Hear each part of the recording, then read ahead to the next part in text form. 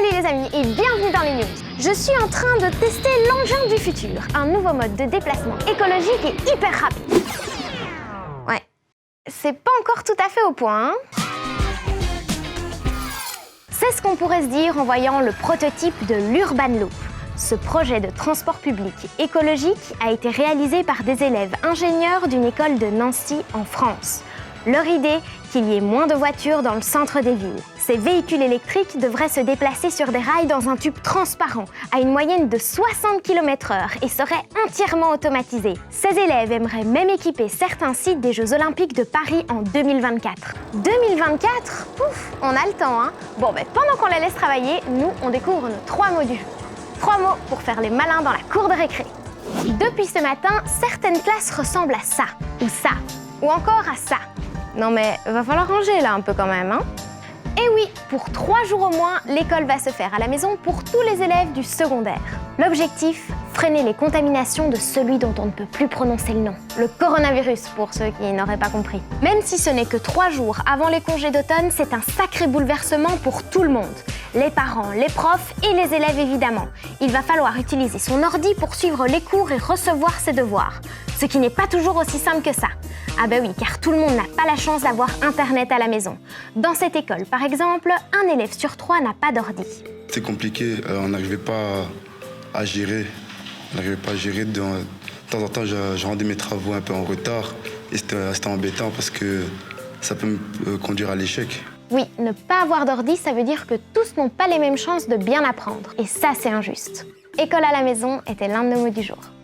Maintenant, je propose de passer en orange parce qu'on va évoquer Donald Trump. Oh yeah! Car la question que tout le monde se pose, est-ce que Donald Trump va conserver son siège de président ou pas? Oups, ça doit faire mal ça. Depuis qu'il a été élu il y a 4 ans, le monde entier a pu découvrir le style du président Trump.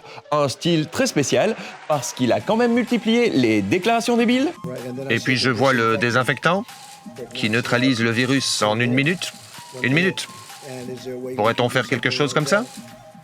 Avec une injection dans le corps? Ou les images débiles. Trump, vu de chez nous, c'est quand même quelqu'un qui sème la haine et qui ne pense qu'à l'argent.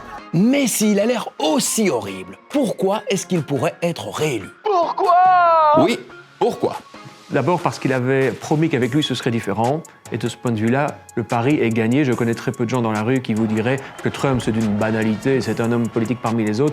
Non, il a promis un changement, il a promis une différence, il a promis des changements radicaux et des différences radicales. Et là, de ce point de vue-là, le pari est tenu, qu'on aime ou qu'on n'aime pas. Et oui, c'est ça qui a fait le succès de Donald Trump. Les Américains en avaient tellement marre des autres politiciens qu'ils se sont dit, pourquoi pas lui? En période de crise, lorsqu'il y a des crises économiques, lorsqu'il y a des tensions avec la Chine, lorsqu'il y a des tensions militaires avec la Russie, lorsqu'il y a des tensions avec l'Europe, lorsqu'il y a le Covid, lorsqu'il y a la crise économique et financière, le chômage, etc.